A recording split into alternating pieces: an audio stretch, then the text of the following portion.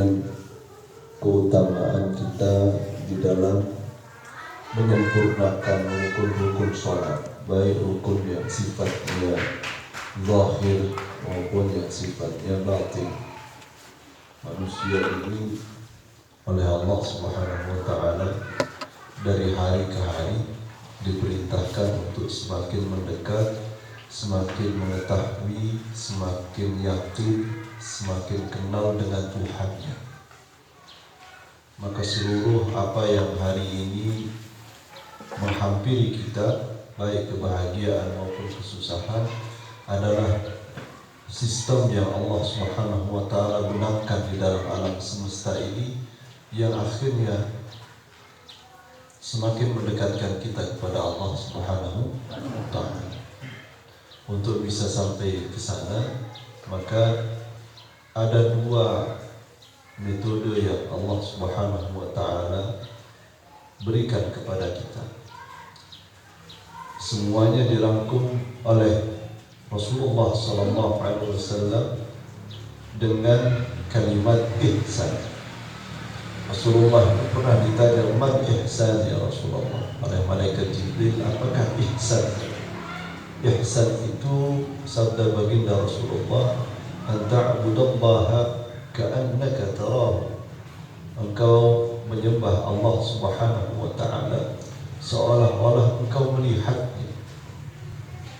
Yang kedua, fa illam yakun tarahu fa innahu yarak.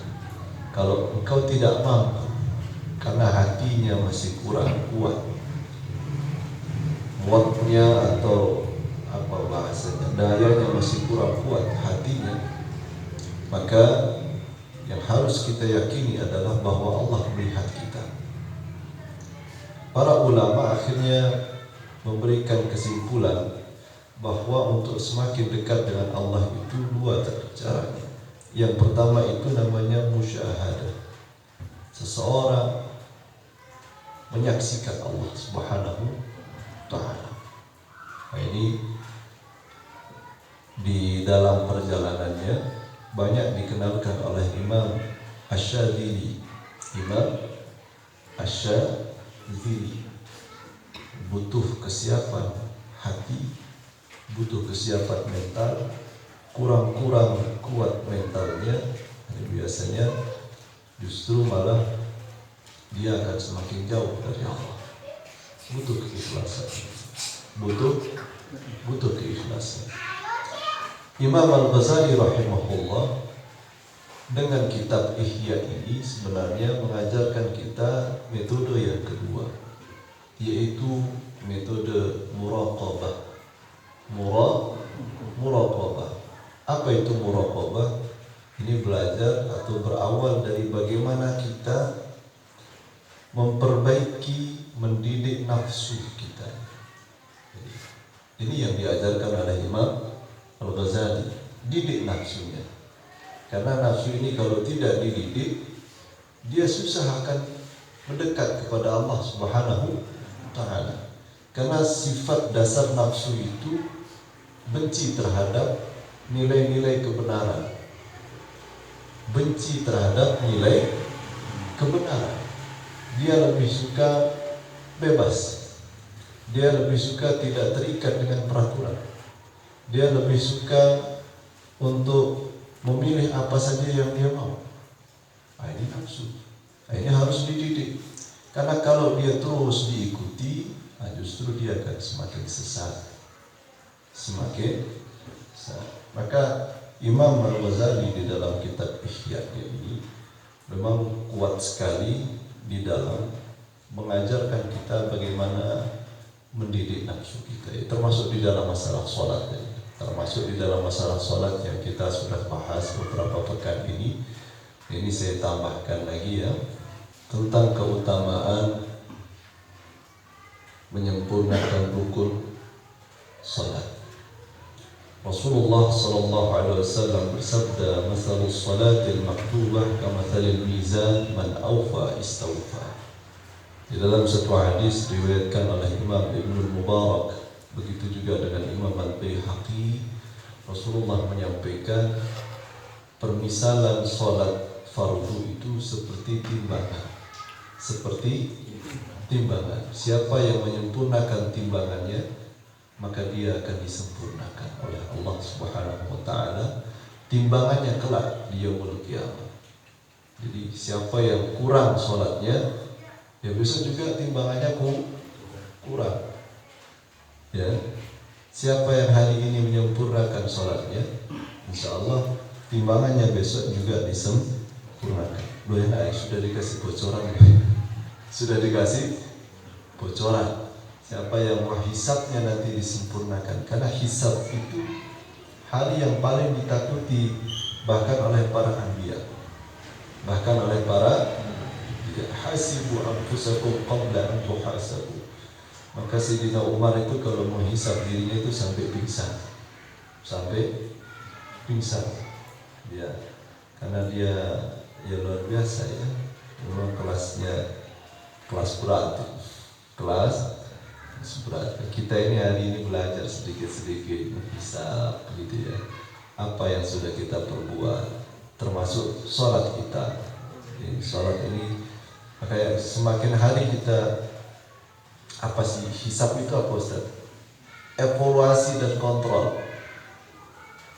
Evaluasi dan kontrol. Sholatnya dievaluasi, dia dikontrol. Kurang apanya, apa yang harus ditambahkan, mana bacaan yang belum saya tahu maknanya, kan gitu. Dari waktu ke waktu gitu. Kemudian Yazid Ar-Ruqashi, beliau menyampaikan, kanat salatu Rasulullah sallallahu alaihi wasallam mustawiyatan ka'annaha mawzunah. Di dalam sifat atau karakter salat baginda Rasulullah sallallahu alaihi wasallam diriwayatkan bahwa Rasulullah itu kalau salat itu mustawiyah. Mustawiyah itu tidak kok satu rukun cepat, yang satu pelan. Ya gitu ya. Atau tidak berat sebelah. Jadi mustawiyah, benar-benar presisi satu dengan yang lain. Kadang ada berdirinya lama, rukuknya cepat. Atau ada yang berdirinya cepat, sujudnya lama. Nah, Rasulullah dalam sifat sholatnya itu hampir antara satu dengan yang lain itu sama. Ya. Kalau berdirinya surat Al-Baqarah 2 jam, ya sujudnya 2 jam. Itu Rasulullah.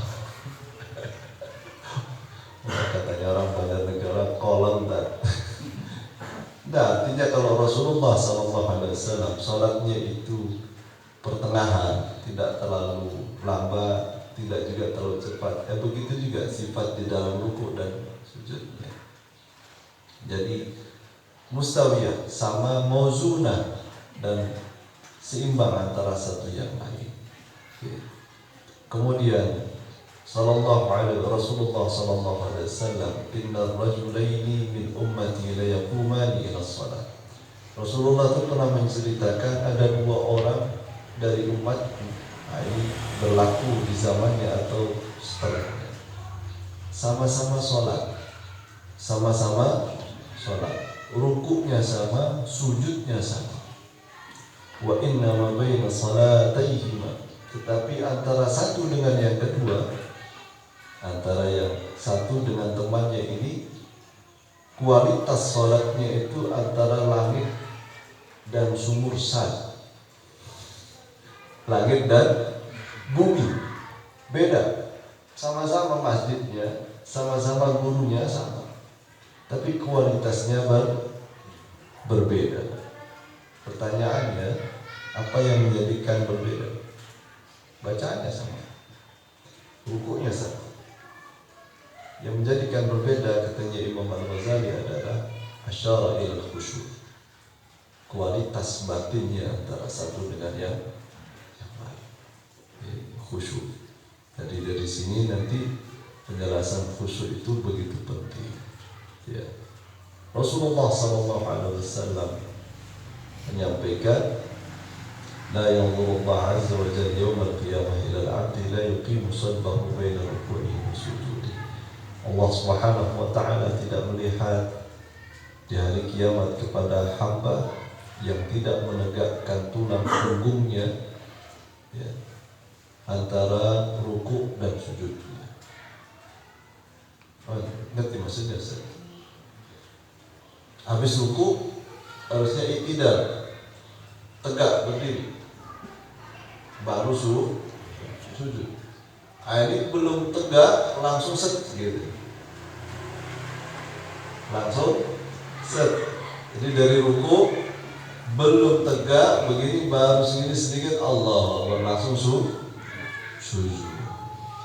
Nah, ini isyarat dari seseorang yang tergesa-gesa di dalam sholat. Jadi dari sini Imam Asy-Syafi'i rahimahullah melihat bahwa tumakninah itu wajib. Tumakninah wajib. Tapi pelaku yang tidak tumakninah itu kebanyakan yang ngaku Syafi'iyah. Apalagi kalau di dalam bulan Ramadan, Allah set.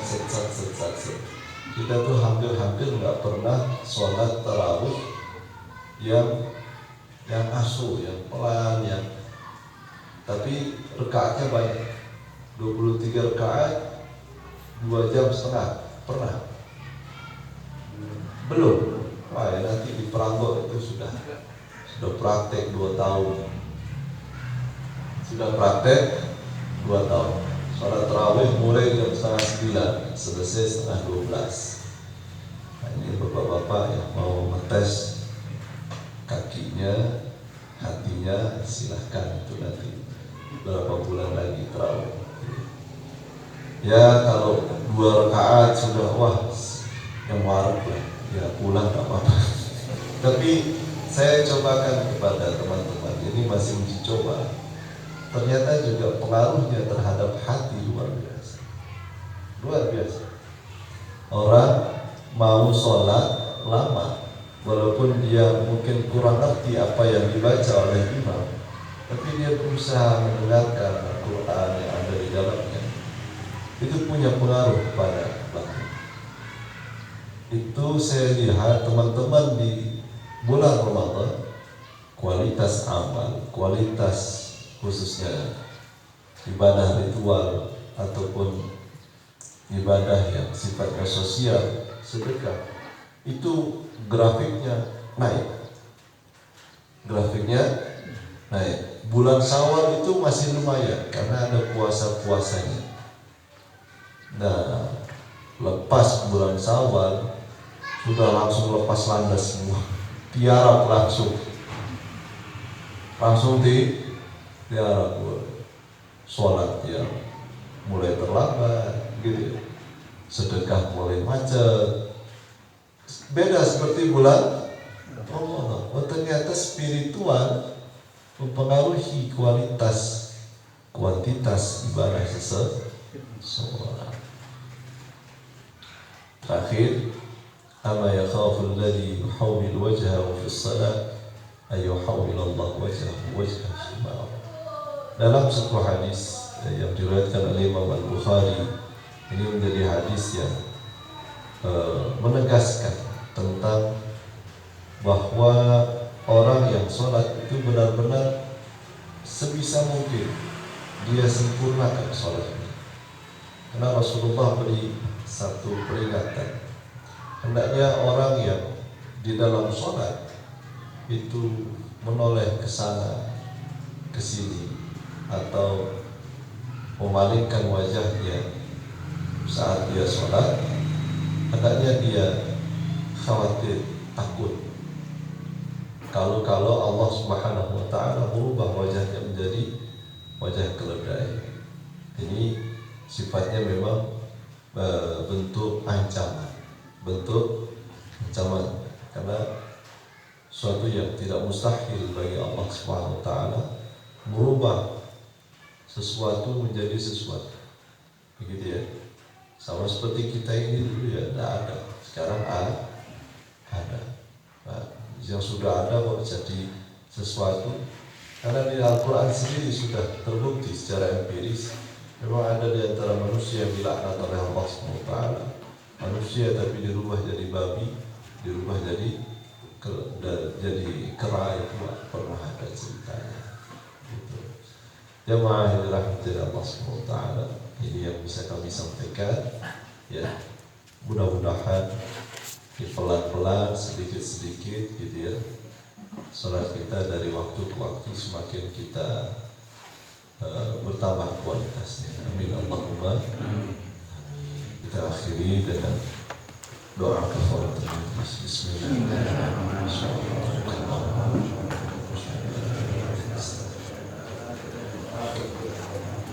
Wassalamualaikum warahmatullahi wabarakatuh.